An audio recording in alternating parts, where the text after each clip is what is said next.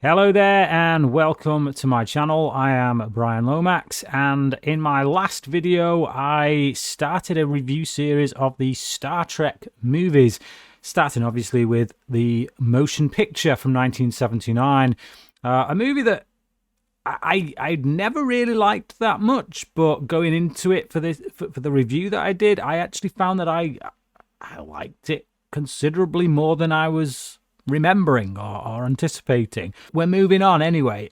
So if you want to know a little bit about my history with Star Trek, I do open up that video just talking about where I land in terms of, you know, what kind of fan I am, you know, where my knowledge base kind of sits with it. So if you want to know that stuff, do check out that review. At the beginning of that review, I do go over some of that stuff. But this time around, we are talking about, yes, the classic that is Star Trek II, The Wrath of Khan. Now, this film for me is really where Star Trek kind of began to cement itself in my mind as, like I'd watched the original series as a kid, on and off, but it was the movies really that kind of pulled me into the Star Trek universe, and particularly this one. I remember seeing this one as a child. I didn't remember the episode of the series to which this was essentially a sequel, but it is. You know, the story, basically, for those who haven't seen it, is about this man, Khan, who is a genetically engineered human being. So he's stronger, he's supposed to be more intelligent. In the episode of the series, he was bad, basically. He was a bad guy, he was out for himself, and they had to defeat him and ultimately maroon him on a planet. As you can imagine, Khan not best pleased with Kirk. So yeah, he's made it his life mission that if he gets off this planet, vengeance. That's it. That's all that's in his mind. That's all that's on his heart is vengeance. He wants to take out Kirk and the Enterprise, and he'll do it at the expense of all else, basically. This is a movie about obsession in terms of the character of Khan, at any rate. But to some extent, Kirk as well, and just where obsession takes us. Kirk's obsession here is that, it's the Enterprise, basically. Stuff I noticed this time around, watching it coming straight off the back of the first film, is actually how much they've taken from the first film. There is a lot in here that feels like, okay, we did the first film, it wasn't quite what we wanted, or it wasn't kind of the vibe that we want for going forward, so we kind of want to do a bit of a soft reboot, and that's essentially what Wrath of Khan is. You could come to Wrath of Khan essentially as the first movie. You wouldn't need to have watched the motion picture in order to get what's going on. And this film is the start of what is essentially a trilogy of movies, the story that runs throughout these three films going forward. It's continuous. And yeah, it feels like they've taken a lot of elements from that first film and thought, you know what, they were good. They were good elements. It's just we can use them better. We can use them more effectively. And I think they do so here. Not least of which is that element, as I say, of Kirk trying to get back to the Enterprise. He doesn't want to climb the ladder and get the promotion stuff. He feels like, no, actually, I need to hold on to this. But he can't quite admit it to himself. He can't quite accept that that's where he's at. He's wrestling with that. And it takes his friends around him, you know, Spock and particularly Dr. McCoy, to point that out to him and say, dude, what are you doing? Why are you trying to pretend like you can be one of the rest of the guys, you know, become admiral, climb the ladder, get a desk job, live out the remainder of your days in an office? That's not you. You are the captain of the Enterprise, and you know fully well that you want to stay there. So it's like they see it, they know him, and I like that because it shows the friendship between Kirk and, you know, particularly those two guys, McCoy and Spock, the fact that they know him almost better than himself. And I just think the way all that stuff's handled in this film, like I say, it's an improvement on that first one. It's similar ground. It's stuff we kind of went over in that first film, but as a soft reboot, we're kind of going over it again. And I just feel like it nails it better. There's the interactions, and the way we kind of get a little bit more under Kirk's skin here. Particularly age is playing a part. It's like, what does age do to a man? Do you kind of go quietly into the night, so to speak, or do you fight against the dying of the light? That kind of feels like what this is essentially about in terms of Kirk. And obviously, over the course of this film, he chooses to fight against the dying of the light. He's going to go out kicking and screaming if he has to, but. Yeah, so I like all that stuff. The pacing, which I talked about with that first film, which was the biggest aspect of that original movie that kind of let it down, was the pacing. The pacing here, phenomenal. There's not a wasted bit of screen time. There's a sense of urgency. The scenes move along quite briskly. We're never in one place for more than like 3 or 4 minutes. It's just scenes, just like, yeah, they zip along and they mean something, and there's a lot of dialogue in them, but like we're not kind of just going on and yeah, just get there faster kind of thing. No, it's just everything's tight. Everything's just moving the story forward. It's an action movie as much as it is a character piece. I felt like the first film was kind of all character, but with a lot of dead space. Whereas here, if there's not some kind of character development going on, then there's some kind of action going on that keeps you excited. There's a lot more characters as well that we get in here, particularly like with Khan and his crew, but also this character of this woman who is an ex-flame of Kirk's, and I don't know how much to go into with this, but then again, it's an old film now, 1982. It's 40 odd years old. I'm going to give spoilers, so if you don't want spoilers, then I guess move along. But we have. This character, this woman that is Kirk's ex-flame, and her son, and it doesn't take too long to kind of cotton on to the fact that, okay, this guy is Kirk's son as well, which adds a new dynamic to the character, to Kirk as a man. The fact that he does have a son out there, the fact that his son doesn't really like him all that much, quite frankly. That family dynamic that's like at the heart of it, that kind of when you couple that with this revenge plot by Khan, the stakes become raised, because obviously Kirk now learns of a family that he has that he didn't have 5 minutes ago, and all of a sudden it's like he's got more than just the Enterprise to protect. Now the son and the ex-flame, they're working on this project called the Genesis Project, which is, the whole point is to try and start a new planet. It can basically just birth the planet within 5 minutes or whatever it is. I would say for me that's the biggest stretch of this film. That's the biggest, like, oh yeah, you're pushing it a bit in terms of credulity and believability.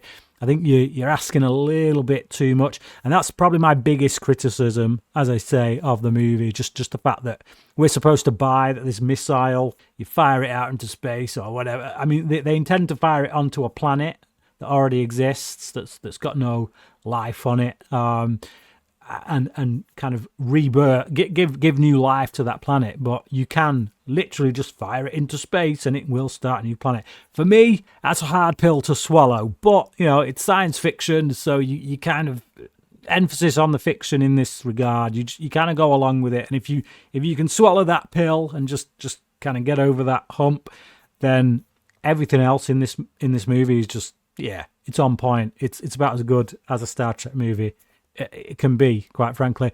I have this listed as my third favourite film of 1982, behind Blade Runner and The Thing.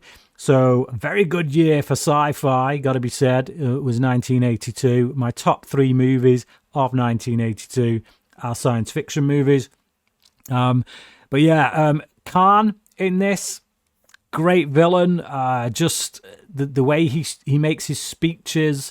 I think he's quoting Shakespeare. I'm not a big Shakespeare guy, so don't quote me on that. Maybe it's something else. But some of the stuff that he's talking, some of the stuff he's saying, it sounds very, very Shakespearean. at any rate. Even if it's not Shakespeare, it sounds Shakespearean. And I know that Nicholas Meyer, he comes back to make Undiscovered Country, Star Trek 6, Undiscovered Country, which has a very similar flavour to Wrath of Khan. And again, he's got a Klingon villain in that kind of speaks a lot of Shakespeare kind of stuff. So that I feel like that's a Nicholas Meyer thing. He really loves that. Very similar kind of styles in the way that his villains speak, which is good because I just, like I say, the way Khan speaks here, it optimizes that that fire within him for vengeance. You totally buy that this guy is all sold out on vengeance at the expense of all else. That it is going to destroy him, essentially. You know, the writing's on the wall, essentially, from the beginning. You know that this guy's not going to be able to let it go. He's like a dog with a bone. And that can only end one of two ways, which is he wins, which we know that ain't going to happen, or it's going to destroy him. It's just how that kind of takes place, how that works itself out. It's really where the thrills come.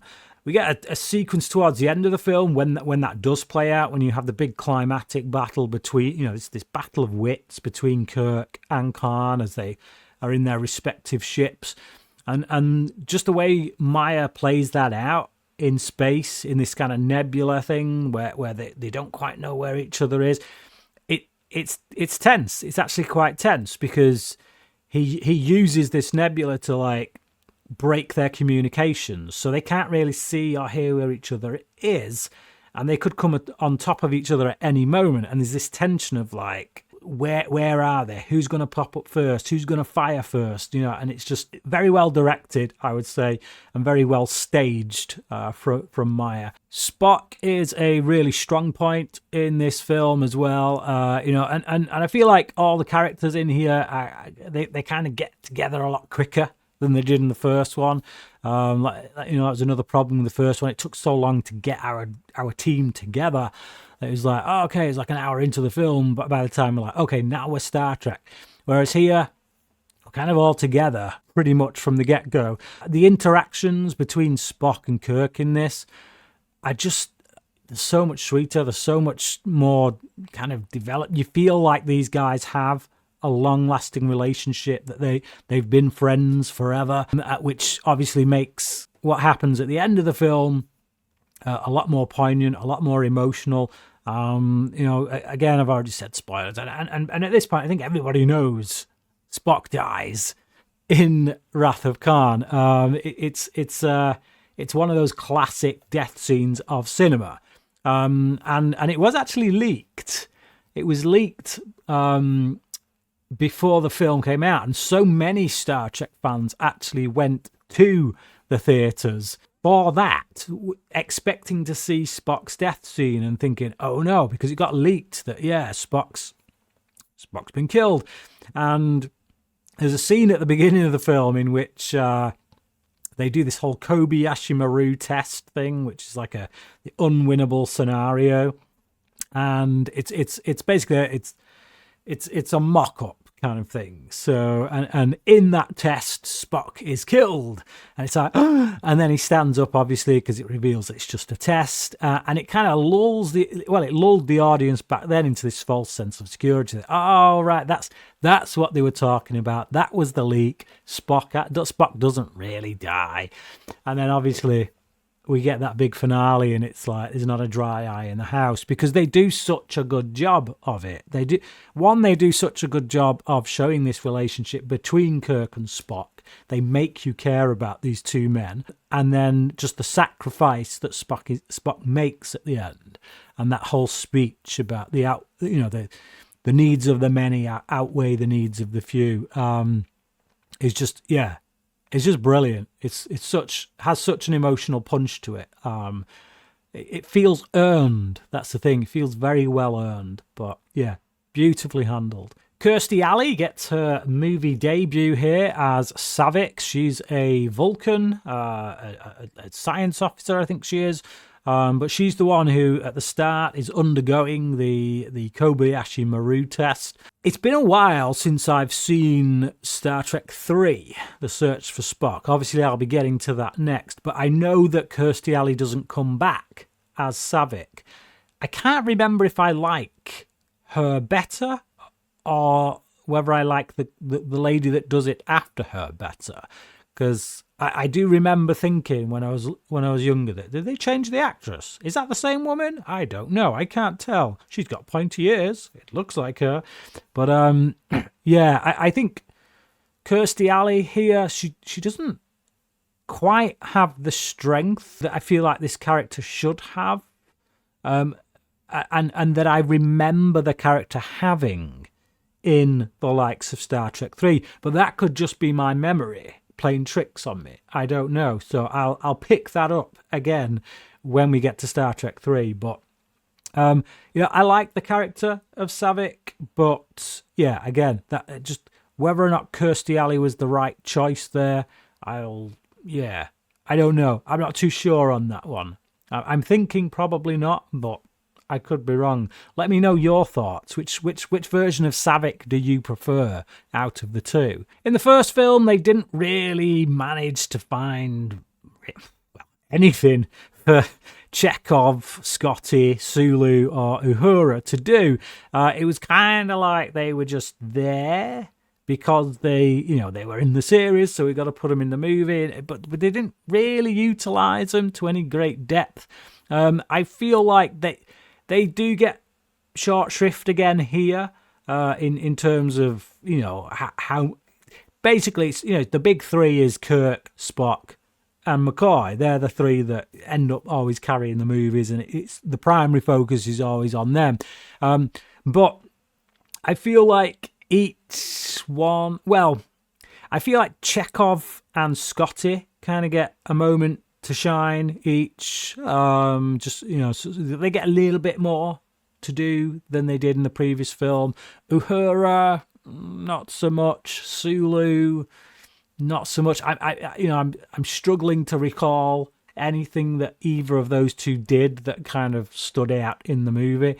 Chekhov becomes quite an integral part of the plot because he is the one that first finds Khan. He's on this science ship kind of thing, and he doesn't realize what planet he's on, basically. And when he's there, him and his captain, they come across, basically Khan's den, essentially. And Chekhov cottons on very quickly just who this belongs to, and the fear in him that kind of comes up when it's like instantly he knows who this is, and it's like, Captain, we've got to get out of here, we've got to go now, go. Obviously he's too late, and then he gets embroiled in this revenge plot by Khan, but he's used by Khan, and it was always one of the most memorable parts of the film for me as a kid. I remember the sequence where they put the slugs into the ears, and it makes them more susceptible to suggestion. It basically allows Khan to take over Chekhov and make him do things he doesn't want to do. But I always remember that scene as a kid scaring the crap out of me. Just the two men being kind of brought to the knees by these people and having these slug things forced into their ears. I remember this. I don't remember the special effects looking as good as they did here. I mean, they're not spectacular, don't get me wrong, but they are physical, they're practical. I watched the director's cut this time around, and I'm just wondering if they've touched them up a bit, if they've improved on the effects work specifically for those scenes. I don't know. I seem to recall seeing them at some point and them not looking great, whereas this time around they're like, they don't look as bad as I remember, to be honest. So yeah, I'll watch the theatrical cut at some point and see for myself, but could just be a memory thing. So yeah, Chekhov gets quite a bit to do. You feel sorry for him because of everything he's going through and everything that he's forced to do. You feel sorry for the guy. Scotty as well. He doesn't get nothing to the level that Chekhov gets in this, but he has a tie to one of the victims of Khan, and he has a bit of an emotional moment there, where when he sees this young man who's been killed, so he gets to emote, he gets to act a bit. James Doohan gets a bit to do there. Like I say, it feels almost more like chucking him a bone, keep him sweet while he's back for a second movie in which they're still not getting that much to do. But as I say, Uhura, Sulu, short shrift again. But when you got this many characters in a movie, it's giving them all something to do would greatly enlarge the story, I guess. But I feel like the strength of this film, or one of the strengths of this film, is just how tightly paced it is. It doesn't allow itself to get bogged down with side stories that don't need to be there, and I appreciate that, even if it does mean that those few characters, as I say, get short shrift. So Star Trek II: Wrath of Khan, it is a phenomenal movie, and I think it appeals to a general audience, not just Star Trek fans. I think there's an awful lot here for Star Trek fans, your diehards, particularly the relationship stuff. When you followed them for so many years in the series and then through that first movie, if you're really attached to them anyway, then there's a lot here that's going to be quite rewarding. But that relationship stuff plays out in such a way here that I feel like also if you're just a general audience member, no history with Star Trek, you're going to get the sense of who these men are to each other. And I think the emotional beats are still going to hit you irrespective of whether you've seen any Star Trek before or not. And that's, again, like I say, because of how well written it is, how well directed it is, and just how well paced and played it is. It's just, it's phenomenal. It's a great sci-fi movie. It's one of the best, if not the best, Star Trek movies, and it's just a damn good movie, period, irrespective of genre. So Star Trek II, Wrath of Khan, there you go. That's my thoughts on it. But what about you? Have you seen it? Where would you rank it amongst the Star Trek movies? Let me know your thoughts down in the comment section below. Thank you for watching this review. Do come back for my Star Trek 3, The Search for Spock review, which will be dropping sometime next week. Join me for that. Thank you for watching this, and until next time, cracking.